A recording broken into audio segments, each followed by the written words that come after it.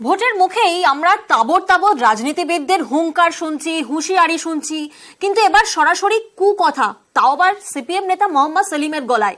আপনাদেরকে জানিয়ে রাখি, ঘাটালের কুঠিঘাট এলাকায় প্রচারে সেলিম, যেখানে তৃণমূলকে নিশানা করতে গিয়ে পুলিশকে কুকথা বলেন মোহাম্মদ সেলিম, জানিয়ে জোর বিতর্ক।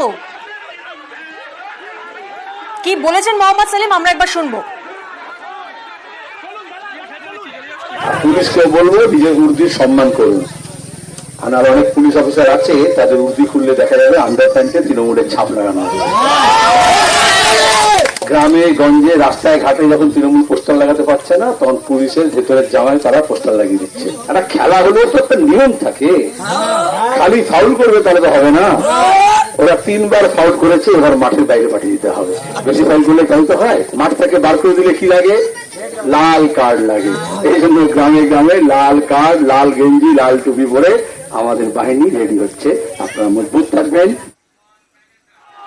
মোহাম্মদ সেলিমের এই ধরনের কুকথা নিয়ে আমরা কথা বলেছিলাম বিজেপির মুখপাত্র শ্রমিক ভট্টাচার্যের সঙ্গে। তিনিও জানিয়েছেন তিনি এই ধরনের কুকথাকে সমর্থন করেন না। তিনি কি বলেছেন আমরা শুনবো একবার।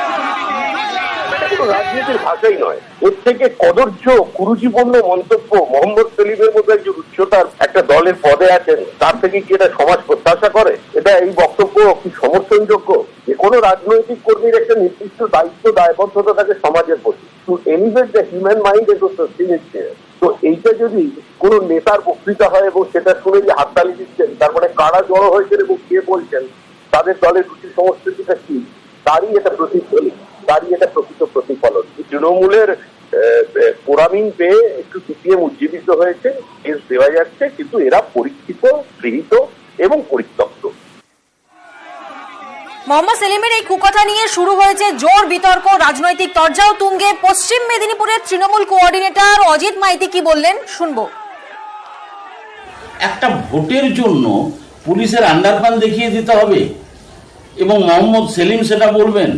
34 বছর যারা ক্ষমতা দখল করে শেষ করলেন, নিজের রুচি যদি উঁচুতে না নিয়ে যেতে পারেন, মানুষ আপনাকে বরদাস্ত করবেন না। কারণ এটা মেদিনীপুর জেলা, স্বাধীনতা সংগ্রামের জেলা। আপনার ভাষাতে এই জেলার লোক আপনাকে জবাব দিয়ে দেবেন।